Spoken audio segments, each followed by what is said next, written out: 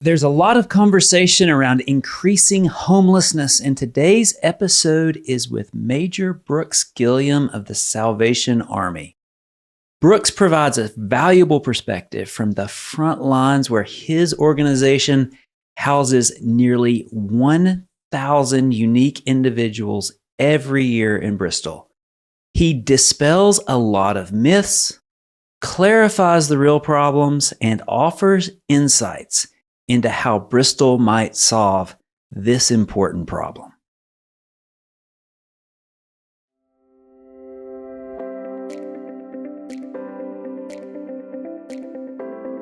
Find a way. Brooks, thanks so much for being here today. Well, thanks for having me. Yeah, I'm sure you don't know this, but you are actually one of the biggest inspirations for me doing this podcast. Oh, really? Yeah, like we had lunch. It was probably a year ago, and I had several conversations with people around town about the growing problem of homelessness in Bristol. And we had seen that. We'd seen it on TV in the bigger cities, but we hadn't seen it up close. And then ever since the pandemic, it just seems to be a growing problem that we see in small towns like Bristol. And we had these conversations and people all had opinions. And I think they had assumptions that we all made. Right. And then you and I had lunch, and you were on with the Salvation Army. You are on the front lines. Like, you are literally in the trenches trying to solve these problems every day. And I learned so much from that conversation and heard things from you that no one else knows. So I really that's part of the reason for this podcast is I want to get people who are actually got their hands in the dirt solving the problems and hear directly from you, because I think your story is so relevant and so important in every town now. So thanks for taking time away from that important work. But so I want to talk about the problems. I want to talk about what you guys are doing on a daily basis to solve them, what you think the solutions are long term, what cities can do to contribute to the solutions. But first, I want to know about your story. All right. So tell me where that starts. Well, I was born and raised in a little steel town in West Virginia, about 25 miles west of Pittsburgh, Pennsylvania, called Weirton, West Virginia. Yeah. Dad's a steel worker and a Vietnam vet. Salvation Army was my church. So when I felt called to the ministry, obviously the Salvation Army is where that would go. So about 30 years ago, entered into seminary where I met my wife.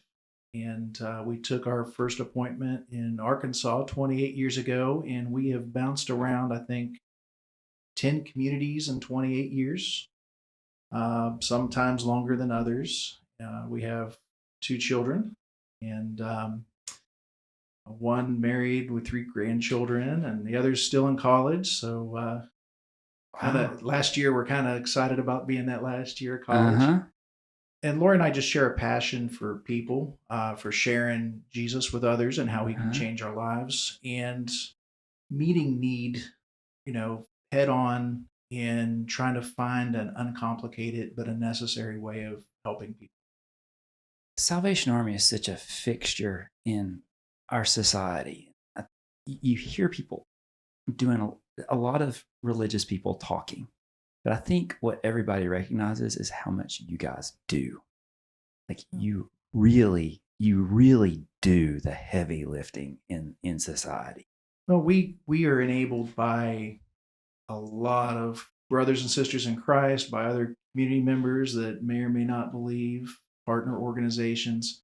I want to be a part of the Salvation Army and enjoy being a part of the Salvation Army, because I do believe we play a lead role in a lot of communities. But I have to acknowledge there are a lot of folks that bring about the work that we do, and we can't do it without them. Did you expect to be doing this for 28 years? I think it looked a lot different I was very young going in the ministry, Uh-huh. and my mind was I was going to be another William Booth, and I was going to be an evangelist. And Hmm. ministry has been very different and very rewarding, but very different than what I thought it would be. Tell me about that. Well, What did when you you think? think of Methodist ministers, Nazarene ministers, you have a parish, you have a congregation, you minister. Salvation Army ministry is a lot different because you spend time with fundraising. You spend time identifying problems in the community and putting resources and bringing people together to try to solve those problems. And of course, the reason we do that is for the ministry side of that. We want to lead folks to Jesus, but when you don't know where you're going to sleep that night or where your next meal is going to come from, why do I want to hear about heaven later if I can't figure out how I'm Yeah. going to live right now? So it's been very different than the idealized version that I had in my head growing up. But I think it's made it that much more rewarding. Yeah. The needs have the needs changed significantly, or are the needs basically the same as when you started 28 years ago? Well, I think that, yes. I Yeah. mean, they change regionally since COVID. Uh, well, even before COVID, you had the opioid epidemic. My wife and I were opening a church in southern West Virginia, which we weren't too far away from kind of ground zero there. Yeah. This area, Yep. not too far away Yeah. either. And then after COVID, the unsheltered crisis that's kind of exploded. We started hearing about it. You always have New York, Los Angeles, larger cities Hmm. have, but you don't think of places like Bristol or little smaller communities that Yeah. have it on that big of a level. Yeah. So before the pandemic, your work, like the opioid epidemic, has been, like you say, this has been ground zero of that. So Mhm. that was there, but the unsheltered challenges that Oh, has, it's really really changed over the last, I would say, probably the last 4 or 5 years. yeah.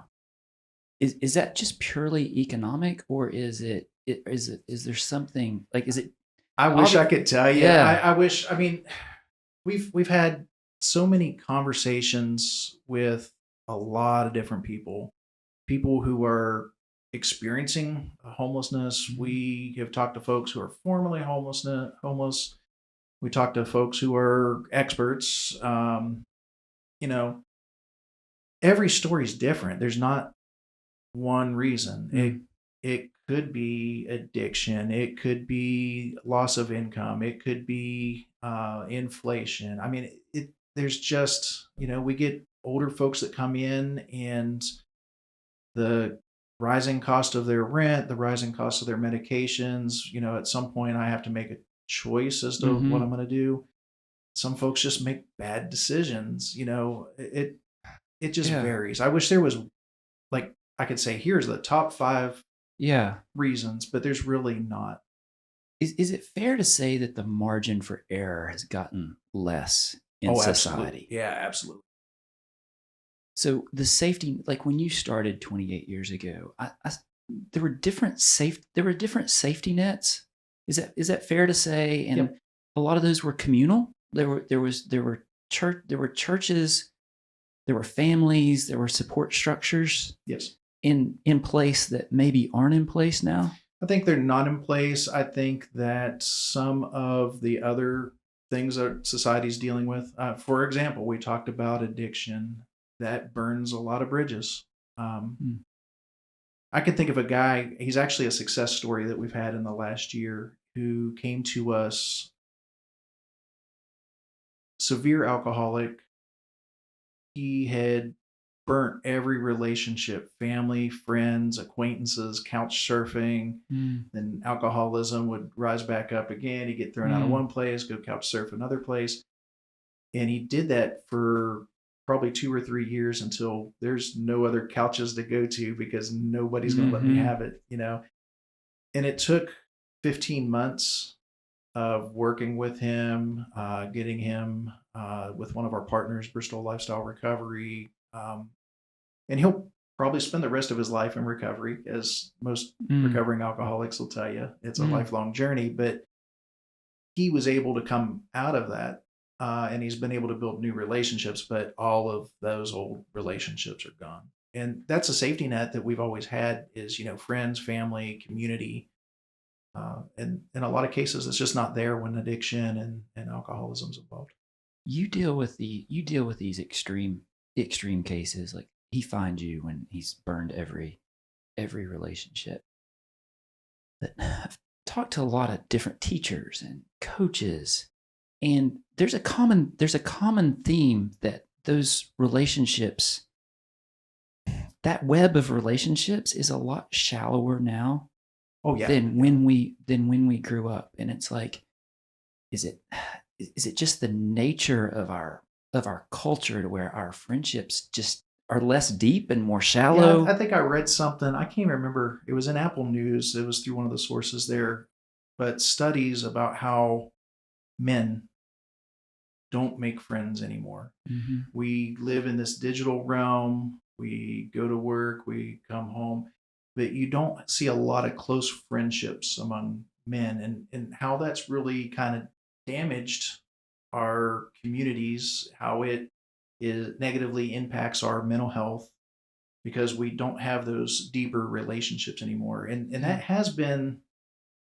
really I guess the definition of our community. It's we got a lot of lone wolves out there that Yeah, and I've read things that suggest that the lack of relationships is an indicator of addiction. Like that is a hmm, that can be a correlation. right. Yeah. So you've got these, like you've got all of these, like our office is right down the street from the Salvation Army. So every day I see so many people filing in Yep. the lunch hour, and then they sleep there. So I know how many people you're serving a day. But can you give us an idea of the like just the number of So people? homeless prevention this year so far, it was over 2,200. We were just doing a report earlier this morning. It was over 2,200 Here in Bristol, here in Bristol. with a population, our population is together, Bristol, Tennessee, about 40, right? Yeah. So, and then unique individuals sheltered. This one blows my mind. It was 984 for the last year.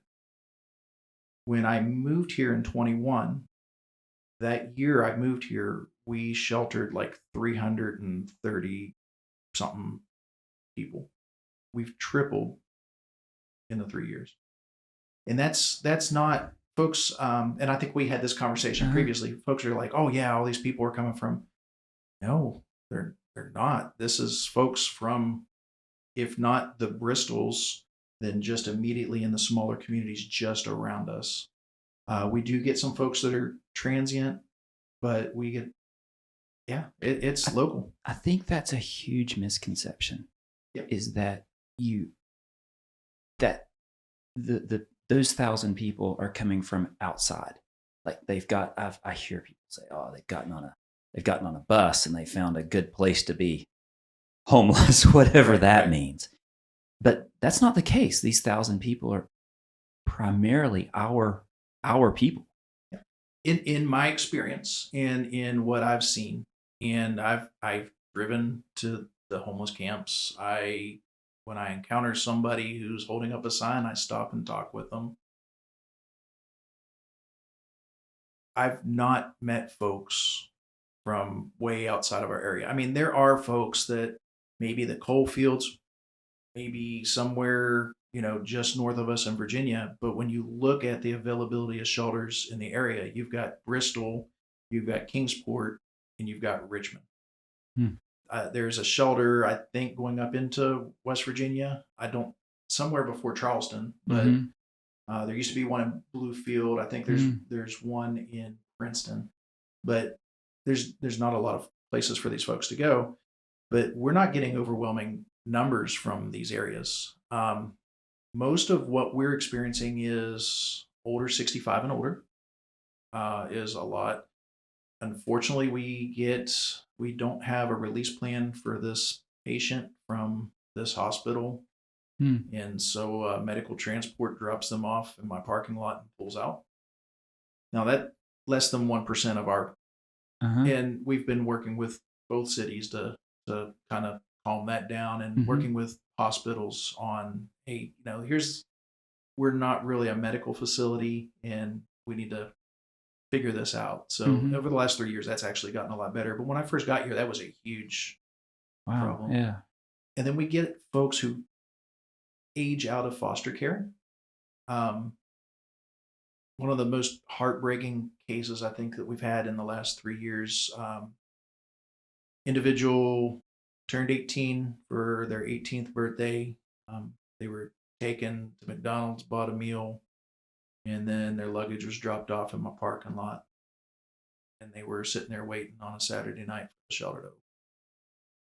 Wow. Yeah. I mean, and what do?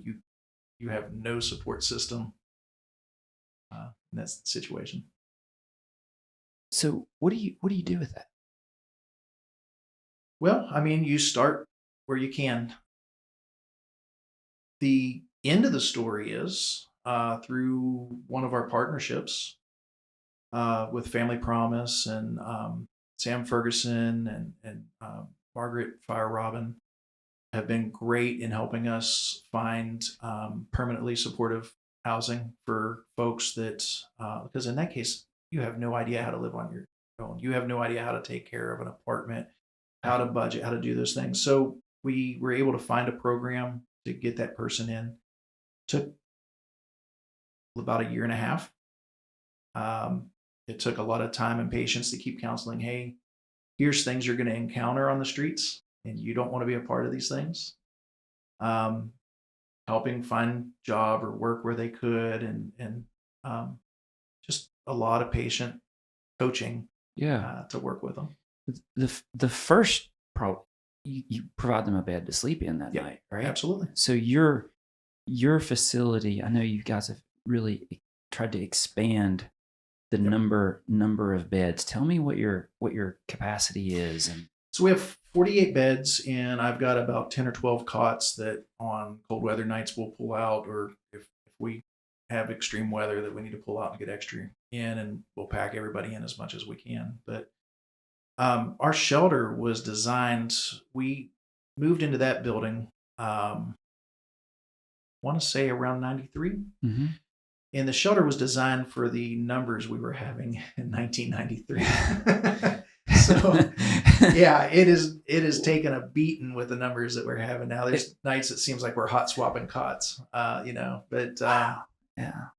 my dream is in the future to really just strip the entire second floor where the shelter is located, our dining hall, our kitchen, take it all out, um, put a dividing wall down the center, and make a couple family rooms, and then it would almost triple our capacity for Yeah. folks, and it would give a little bit more privacy, and because it's just not, it wasn't designed that way. Right. Right. Uh, And it's tripled in the last 3 years, you said, right? Yep. Is the trajectory continuing to at that pace? It's appearing that way. Yeah. Yep. I mean, the math doesn't work on homelessness, right? Like the cost of housing has gotten so much higher. It's ridiculous. So What just finding housing? yeah, rental ridiculous. Yeah. housing, Yep. what just shelter has Yep. gotten so much more expensive. And so the math is against us. Right. And it's not going back down. So Well, see, and that's a struggle because we've had to, when I came, we have always just been an emergency shelter. Most emergency shelters, you come in for 7 days and you move on. But we can't do that because there's no transitional housing to move anybody into to help them look for other housing. So we become an emergency and transitional program based upon you working on your goals. But then, even though I have rapid rehousing funds, our partners have rapid rehousing funds, we can't find apartments that meet the fair housing costs that we have to stay under by HUD. you really it's hard to find rental property, period, at this point. So the facility and the whole program was designed for emergency housing. So that for someone for 7 days, you move them into transitional housing. Transitional housing is less, probably every day. There's probably less transitional housing to move into. Well, there's none. There's no transitional shelter. None. There's no transitional shelter in other than what we're doing with our program. So now the 18-year-old shows up at your door. This is not a 7-day problem for you. No. Well, the first thing I did, seeing what was going on in the community at that point, was we went to 28 days in setting goals. So we started ourselves just doing intense case management to the best of our ability. But when you're working, a case manager's dealing with a couple hundred clients on one case manager, they can only do so much. The partnership, that's a fun story of Family Promise and looking for a place for a day center.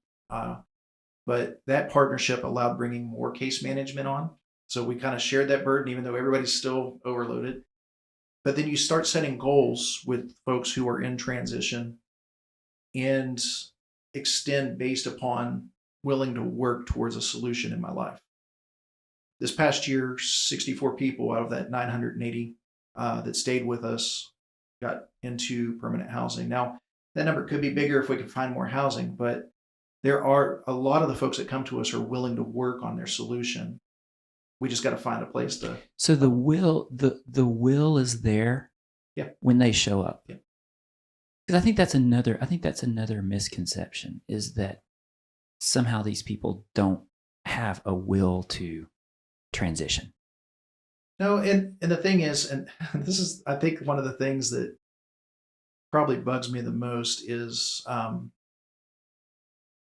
the community sees, and the folks that we have the hardest time with are normally the people the community sees. People who aren't willing to participate in a program, or people who just aren't participating at all and not coming around. A lot of the times that's the ones folks run into, and they don't get to see the success stories and the folks that are just day in and day out. They're coming in at night, going straight to bed because they know they're getting up the next morning and they're working and they're saving up their money and trying to get into a place, and they're doing everything right. They're meeting their goals. And there's a lot more of those folks. You just don't see them because they look like you. They're working. They're doing what they're supposed to do. I think that's such an important part of the story that you can tell that no one else, very few other people can tell, because I hear people talk about the homeless, and it's usually in reference to someone who has damaged something. They're sleeping in somebody's porch and doing damage, or broken in. They might have a mental illness.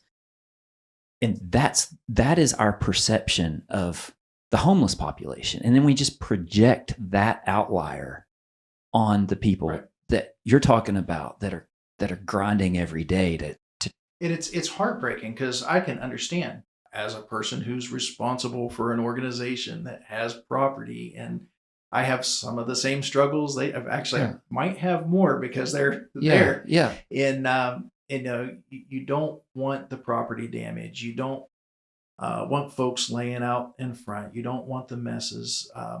Don't want narcotics use and those things. And I get it, but it's not everybody. Yeah, you're talking about 1,000 unique individuals. Yeah. Who you have provided housing for. And I'm surprised by that number of 66%. Can we call it like a success? Like No, it's not percent. Oh, that's 64 people, 64 cases, because we couldn't find housing. Now that number has been higher. I want to say last year, the percentage, because I don't have the exact number memorized, but the percentage last year was something around 26 or 28%. We filled all the housing that we could find, and we're still working. So your goal is 28. Like, your goal is 28 days. That's what you're given to begin with. Yeah. I don't have an in number. Wow. If you're willing to work, I will work with you all day long and keep you a place to stay, because we're willing to work with you on working on your goals to help you succeed. What is a typical success story? Like what does a path to success look like? There's the immediate housing, the emergency housing, which you originally built for. Mm-hmm. But then these are long term. Yeah. These turn into long term. I don't know that there's projects. an average story. I mean, I can kind of think of some common denominators. They come in within the first week to 10 days, they meet with a case manager. They begin, we get the story as to what's going on. They do that with the intake. And are these case managers, are they part of the Salvation Army? Or They're are part they of the Salvation Army. They're also part of Family Promise. Okay. And we have some other partners that we work with, but those are the main case managers that we're talking about. Then, so, why are you here? What's the story? And that's so varied. Some common denominators are, well, obviously finances. Okay, so are you underemployed? Are you just unemployed? Do you have the documents you need to get employment? So that's a goal that we would set to get those, and we work with you on doing that. Obtaining employment. If some of our senior folks, it may be they've lost access to accounts, they've lost access to money that were coming in. Maybe they never applied for benefits that they are eligible for and would get them into permanent housing. Addressing other things. Is there job training that needs to be done? Are there addiction issues that need to be addressed? Trying to address those issues for those who are willing to go through the process of that. Then you have the struggle of just finding housing. We end up with a lot of folks, on average, probably about 65 to 70% of the people staying with us are employed. They're employed. But trying to find, but if I'm working at Arby's or in the fast food industry, and I need an apartment and it's $1,400 a month for an apartment. Math doesn't add up. No, it math gets real shaky there. Wow. So there a lot of these people are, you said 60% are employed. Yep. They're going to work every day. What is the path? Like, what is the path to but they can't afford shelter. They don't have the family. So working to move on into. What do we do to help you find better employment? You're employed now. You've got a good start. So what skills have you got? Yeah. We get a lot of folks that are skilled truck drivers, painters, all kinds of things. So helping them connect in the community. Is it, whatever that may be. Maybe it's trying to save up the money to pay deposits and all that. We have HUD grants. I talked about rapid rehousing, the Home ARP program, the American Rescue Plan funds that you've probably heard about at one point or another. That funding's available to get folks placed. If there's an issue that it's just not a sustainable thing, maybe because, we get a lot of folks that have some mental or emotional challenges. Well, then trying to connect them into some of our partners with Frontier Health, Highlands Health, and then looking for permanent supportive housing for those type of clients, or group homes where they can be sustainable and be helped. They live independently, but at the same time have somebody there that helps them with their medications and their special needs. I'm sure that gets complicated and is probably at the root of a lot of the issues.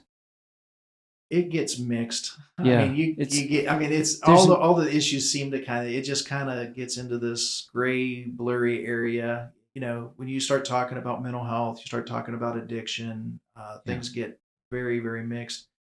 Sometimes it's self-medicating. Sometimes it's, I'm just not on meds. There's all kinds of reasons. But that's not the majority. 60 to 70%. Right. Are working, functioning, and just don't have the skills to make enough for housing in 2024. Or having a hard time finding something that pays a wage that helps them live sustainably. Yeah. And it's the problem is going to get the problem keeps getting harder. Yeah, you see, we keep digging that hole a little deeper. Yeah, and there are no easy solutions, and I think people realize there are no Yeah, and easy it's solutions. it's easy to think. I got my first job when I was 12 years old, and before that, like I went out to my grandma's and whatever she had to mow grass, fix Yep. fences, all this stuff. And then I get my first job when I was 12, and I've worked pretty much every day since Mm-hmm. then. And I think for most people, that's kind of the experience. And so you look at, well, why isn't that working for them? Yeah. You know, and it there's just so many things. We don't know what trauma folks have gone through. Mm. We don't know family trauma. The collateral damage of addiction in families, the collateral damage of somebody losing their job. Um, we talked about the coal fields. Yeah. I moved here from Charleston, West Virginia, and what was happening in the coal industry there.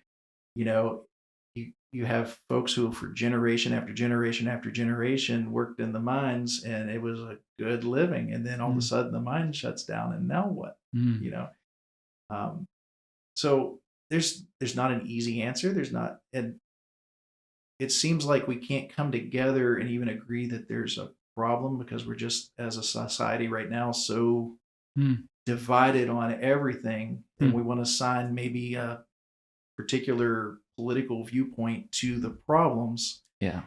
And I think that's the frustrating thing for me is we just look at it with the eyes of God and say, this is a human being that God created, Jesus died for, Yeah.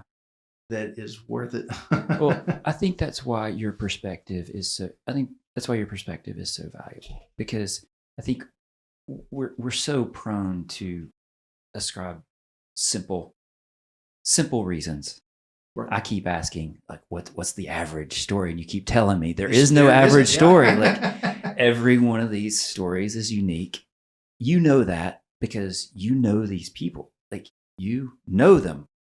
You know it's not simple. You know there's no simple answers. So what solutions are you finding? And I know when we talked earlier, you talked about connecting different resources in the community. Yep. So that's been something that I've tried working on. We're going to continue. We've had some success.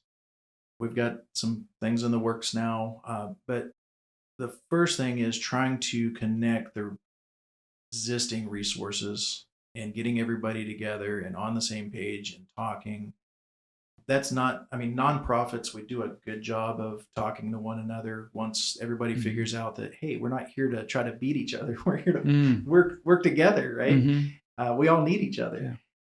to try to start having conversations with leadership, community leadership, that um, we understand your frustrations, but let's start looking at the problem. If we can't get a clear picture and agree on the problem, then we're never going to come up with a solution. Mm. Mm. So let's get the facts. Let's examine the facts and let's try to build out a plan. And then trying to involve stakeholders. You've got the church community has been great. If I can just get people to come in, which we have, and I'm going to forget somebody's name if I start Mhm. naming names, but we've got a lot of different church partners that come in and do feeding. Some are coming in and just visiting.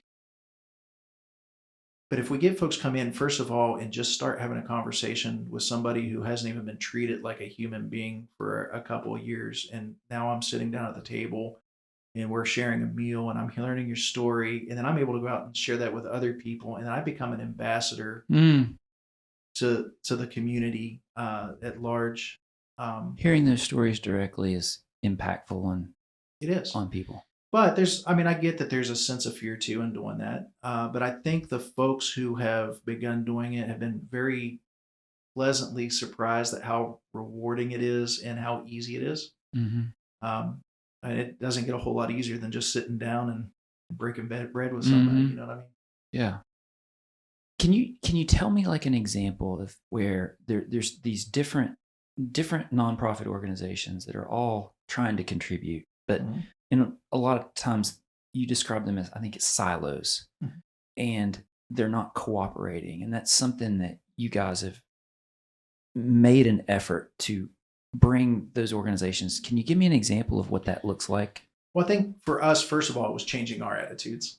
Uh, As the Salvation Army and as the leader of the Salvation Army, I had to go to my staff and remind everybody, yeah, there's competitive grants and all of that, mm, but we're not in competition with other agencies. mm, We're all doing good work. We all have learned things, and if we can work together, so changing our attitude first was a big step. mm, But then building relationships, it's just like with anything else. mm, Relationships tie everything together, and so learning the history of how we've worked together or haven't worked together, and kind mm, of building those bridges, and then building the trust as you go along, and following through on promises that each other make. mm. We've tried to open up space. I mean, obviously, if you're wanting to work in the unsheltered community, we have a large number of unsheltered that are on our facilities on a regular basis. So instead of them getting up and leaving at when 7 in the morning when the shelter closed, so why don't we offer for you to come in? So that started. Family Promise started coming in and working through Family Promises connections. That's Highland Health, Frontier Health. Ballad has come in and done clinics, and like I said, I'm going to forget names, but I mean, Yeah. healthcare, mental health care, addiction care, folks coming in and helping sign up for Social Security, food stamps, anything that is needed. United Way provided some really good resources in bringing some ETSU Mm. students in and working nursing students in, working with our clients. So yeah, I've always thought that and it's maybe this way in bigger cities too, but in a small town where resources are limited, I've always believed that to do big things, you have to collaborate. Like no one has the resources here to solve any of these problems on our own. And I think that's true in the for-profit, but it sounds like it's also true in the nonprofit. And this problem, which it's tripled in the last 3 years. I'm not convinced that it won't triple in the next 3 years, right? Like this Yeah. is a big problem, and there is no entity that is going to solve it. The federal government does not have a solution to this. States don't have a solution to this. Cities, it's going to take a lot of collaboration and creativity. Is it going to have to come on the local level, or are there federal solutions coming to the rescue? Moses isn't coming down from on high saying, Yeah. here are the 10 ways to solve homelessness in your community. No, that's not happening. We are going to have to roll up our sleeves and talk with one another. And I've heard some great ideas. I've talked with a lot of folks that have read studies of what's succeeded in other communities. I've read a lot of studies about what's happened in other communities. I think that one of the common problems is, I mean, it's going to cost money. And I think the overall feeling that folks have towards the issue blocks that. Mm. If I'm a business owner and I've got some guy that is repeatedly messing up in front of my place and he's scaring customers away, and it becomes a harassment thing. Yeah. I don't want to be supportive to what I consider is keeping this issue going on, because it seems to me like it's just contributing. And I think that blocks a lot of times some of the solutions that we're looking, because folks that might have the resources are the very people that are being impacted by the negative things that are happening. And there's this perception that if we solve this problem, then buses full of people from other places are going to come. And I was really struck by I don't buy into that. Right. Like you feel strongly, but I think that's really important for people to understand. Yeah. I mean, in 28 years, The arguments that I hear every community I'm in, they are busing them here because we have the best. Uh-huh. I have yet to live in the place. I mean, I run an agency that's considered one of America's best at what we do, Yes. and we aren't. You don't see it. I don't see it. We're not Yeah. the best in that community. We're not. I mean, there's always more we could do. So I don't buy into that. I think that we need to look at it more as we're taking care of our own. Mm. I think that's a good start. Mm. Is let's take care of our own. Mhm. Um, I grew up in a small town, less than I think it was like 23,000, little steel town, and I can think of a number of times that somebody's family was having a hard time, and somebody else just helped them along. Mhm. Nobody was left behind, and Mm. and I miss that Mm. because we've kind of grown in the modern era. Our culture has changed to where we, I guess, we're just so caught up in the digital and all of that. We've lost, knowing who our neighbor is and Mm. taking care of one another. And And maybe responsibility for one another. yeah, yeah, Yeah. So when you think about the solutions, it's getting past these perceptions for people to understand that the problems are there, and it's the cavalry isn't coming, yeah. right? Like It's not. We in Bristol are gonna have to solve this problem, Yep, and I think it's a really important place to start. it is. It is not going to get easier. And it's going to be hard to start the conversation because it's already such a frustrating Yep. issue. Again, I can completely understand if I'm in law enforcement, if I'm a city leader who's receiving all the phone calls, if I'm a business owner, I understand it because it being unsheltered at a time where, I mean, can't camp out in public. It's a constant shifting thing. Hmm. It lends itself to addiction. It creates so much collateral damage Hmm. in our community, and all of it is frustrating for everybody. Um, but we've got to start somewhere.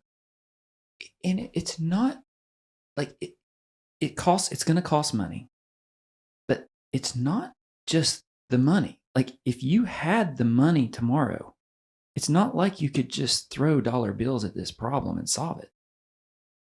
It's much more complicated than that. It is. It is. I can't move past if I walk out of the door when I leave here today and a bus is coming and I see somebody standing in the path of that bus, I can't not Ah. push that person out of the way and save them from Ah. getting hit by that bus. But it seems like I've got 984 people in front of a bus right now, Ah. and we're okay with that Ah. as a society. Uh, and we tell ourselves all kinds of things that, that I think that's what scares me the most is we've kind of rationalized that in our mind. It should be a priority. Hmm. When you see that, like, the solution is not easy. It's gonna take resources. It's gonna take people caring. It's gonna take businesses. It's gonna take political leaders. It's gonna take average people who sit down and understand, and caseworkers. Um, it's gonna take it's a heavy Yeah. it's a heavy lift. Where do you see people in the community being able to contribute to this solution? I think starting out finding a way that you're comfortable just interacting. If you have the ability to interact, um, it costs you nothing. Mm. So find a place to volunteer, learn a little bit more about what's going on. I think that number one, that changes your perception. I think push on leadership, hold nonprofits like us accountable. What are we planning? Who are we working with? Who are we talking to? And then push. We've got what are we going to do to provide so that there is a path out of being homeless in our community. Have you seen?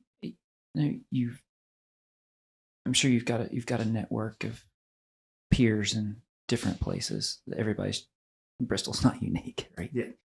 Have you seen are there success stories out there? Are there models emerging? There are some of the ones that were more successful that come to mind. There was a Seattle, Washington, or Houston. In both cases, you're talking about really large cities, um, Hmm. where the federal dollars that were received where they planned out this is what we're going to do. Hmm. Um, I just moved from a community where there was 2,500 or 2,800 beds, and we still didn't have enough beds for everybody. There, we were looking at a tiny house solution, and the United Way was kind of leading the charge in that community. Really, the common denominator in all the success stories I've seen is number one, you have to have some type of transitional housing for up to 2 years, and you have to have some type of permanent supportive housing for those who are unable to live sustainably, whether that is because of mental health or Hmm. disability. Um, we don't have the resources that we had years ago where there were group homes and there were other Hmm. places where you could go if you weren't able to work and have enough money to provide a place for So yourself. those just don't exist Not in the way they used to. really, not in the way they used to. That really started dismantling in the 80s, and it's just gotten worse over time. So the long term, we need transitional housing for 2 years for people to transition into permanent housing. That is a And 2-year then process. part of that is, yeah, well, it is because you've got to have housing to move folks into, and that's another thing is we need more rental properties.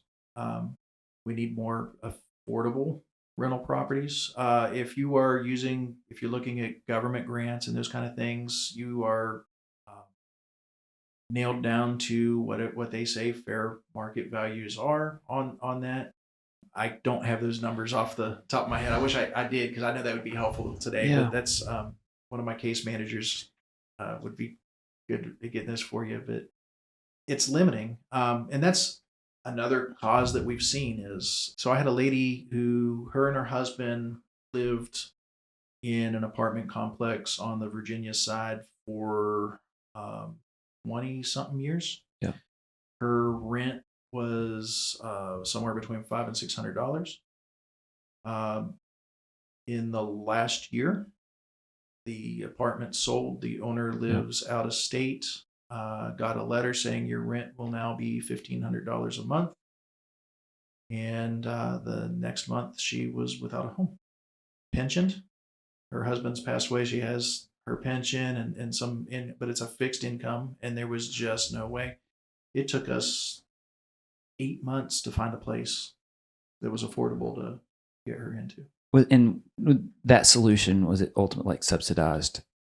No, we did find a place but those places are fewer and far It's between. hard. It's got to be getting harder every Yeah. month. Like, need more rentals, more affordable rental stock. Yep. But in reality, that's not going to happen. Like, It's not, and the pandemic didn't help that with freezing rents, with all of the headaches that came for landlords. I mean, I can understand. If I'd been a landlord during coronavirus, I would not want it to be. Mm-hmm. Mm-hmm. But yeah. Yeah.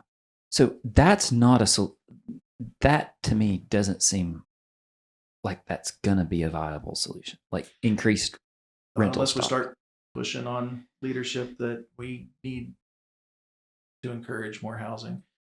But then you also get the folks that are, well, you're not going to build that apartment complex in my backyard. You're not going to build it near my neighborhood. And there's, like I said, it is such a complex issue that I don't know. You said that the bigger cities can tap into grants and build these really large housing housing solutions. That's a lot more challenging for a place It's like very Bristol. challenging. So a lot of the housing funds that we get in the area, the grants that are written from the federal government that come down into our community, if it's for the unsheltered community, it's based on what we call a point in time count. And I wish I could remember the number from this year's, but I can tell you I have consistently served twice as many people, if not 3 times as many people as that pit count says. I think a good starting point is volunteer for the pit count. It happens twice a year. Call and ask. Arch is the supervising agency. Call and ask it how you can volunteer and get involved. We need folks to go out and to interview people with the camps that are out there. We need folks to come down when the shelter's feeding and you talk to people then. We need an accurate count on both sides of the state line. And that's the other thing that makes a challenge when you're talking about federal funding, because our city is split right down the middle, right? So the resources are cut in half. Yeah. They are. And if you're on the Tennessee side, you're not applying for Virginia funding for the most part. Right. Yeah. If you had if you had the funds, like somebody offered you the funding that you needed, what would you do with it? My dream would be to see probably at least 150 transitional apartments units. Okay. And that could easily be managed by public housing, which I think would do a fantastic job. Either side, both public housing units that we or administrations that we have. And then I think that working on job coaching and bolstering our recovery community in the area would be a good move. But you're still going to bottleneck because you've got to have places for folks to move into once they move out of transitional housing. The whole purpose of transitional housing is for me to first learn how to live and take care of it, deal with what I need to deal with, and then something.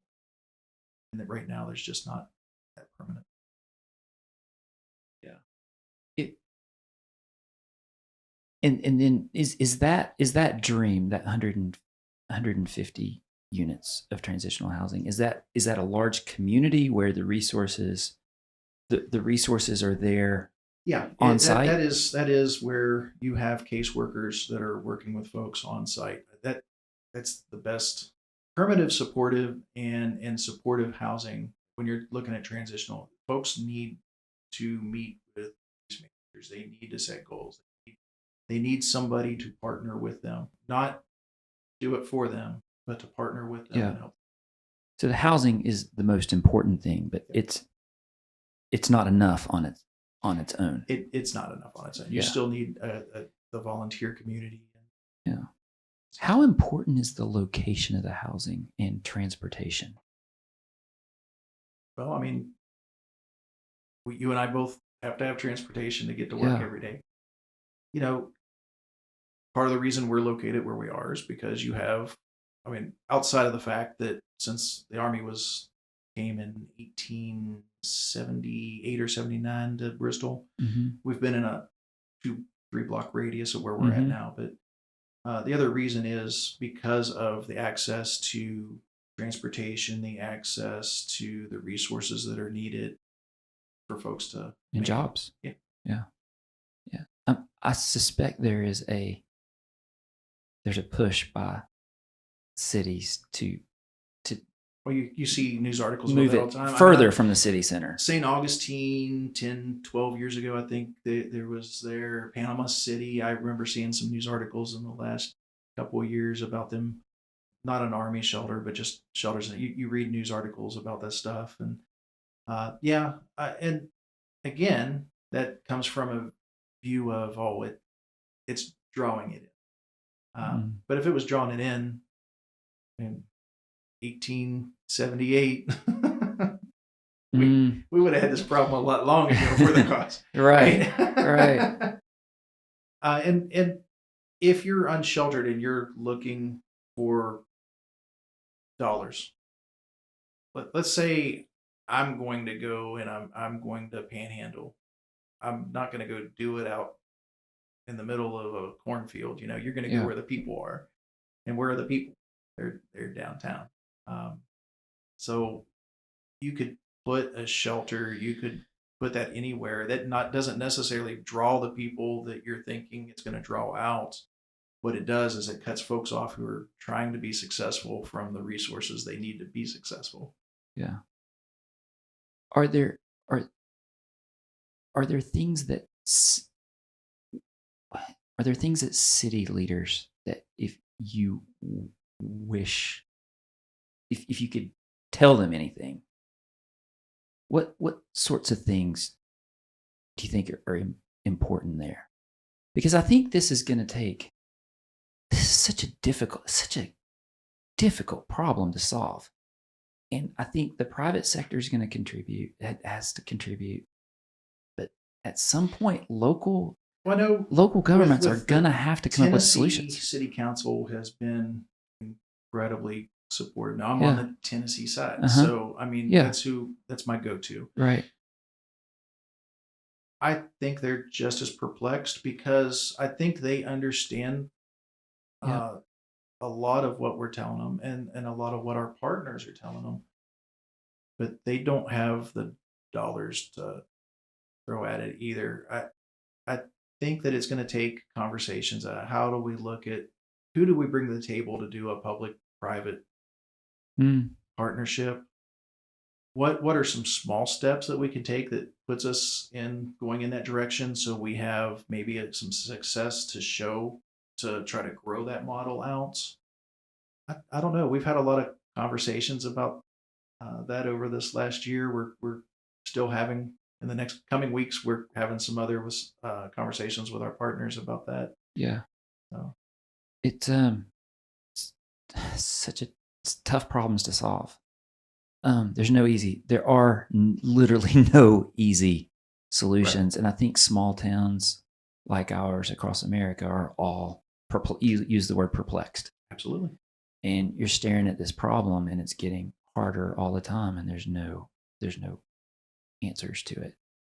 I think Bristol has, in so many different areas, has been able to feel like create solutions that a lot of communities couldn't.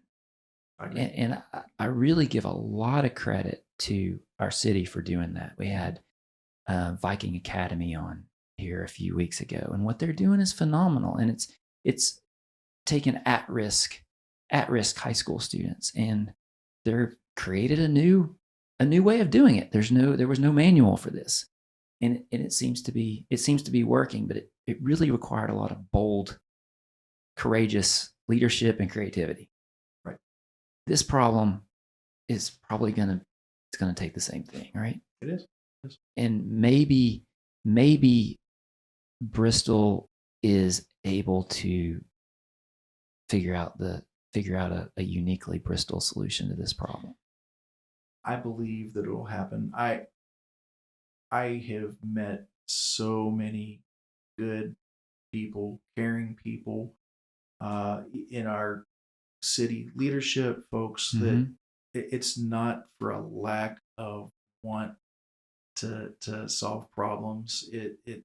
I think that, like you said, if somebody had the answer, I mean, it would be solved everywhere. But I think they're willing to try. It's just how do we bring folks together and begin casting that dream and get people involved to understand it, so we're actually finding a solution and not operating kind of out of ignorance. And a vision for what success could look like. Right. The other thing that I've just learned over time is that when there's a vision that's really articulated, when there's a big vision, the resources tend to arise. Now, this is a tough one, right? But that vision I don't think that we as a community have articulated that vision yet. I agree. And I agree. I think that's part of what you're getting at is we need to understand we don't understand the problems. You understand the problems, but Well, I mean, when you're looking at solutions, I mean, I'm not the brightest guy. I need some bright people around me to help me with it. But I think that if folks really looked at the situation and began to dream, well, what could this look like? What could happen? Uh, God has always provided in any need that I've ever worked on, and despite my stupidity sometimes, or despite my actions sometimes, has always provided.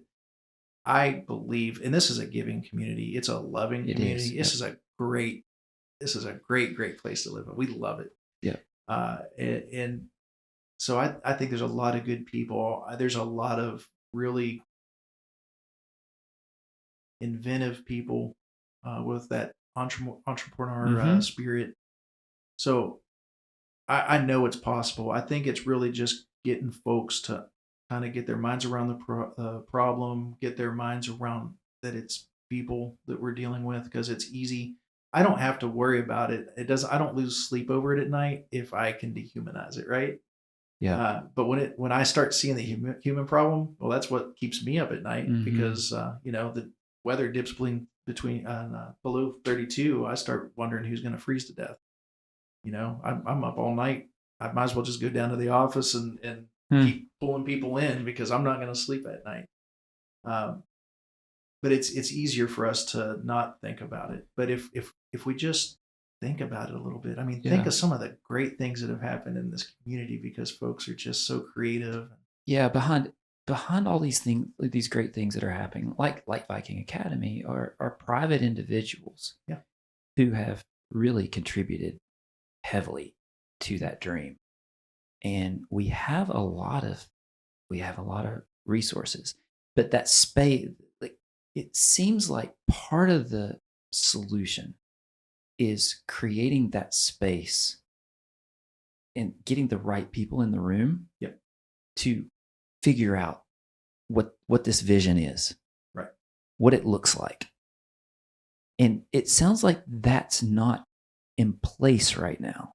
No, it's a lot of different conversations, but there is a lot of separate groups having a lot of separate discussions. And that's actually a discussion that we're having in the coming weeks with a group of providers, that I'm hoping that then we're going to open up that discussion to a larger group, just keep inviting people to the table.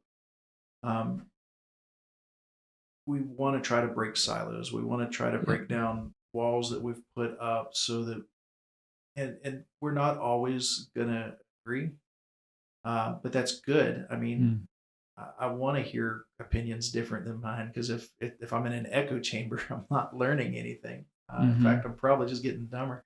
Yeah. Yeah. But your perspective is so important, because you are literally in the trenches, and that's why I wanted to have you on here to speak directly.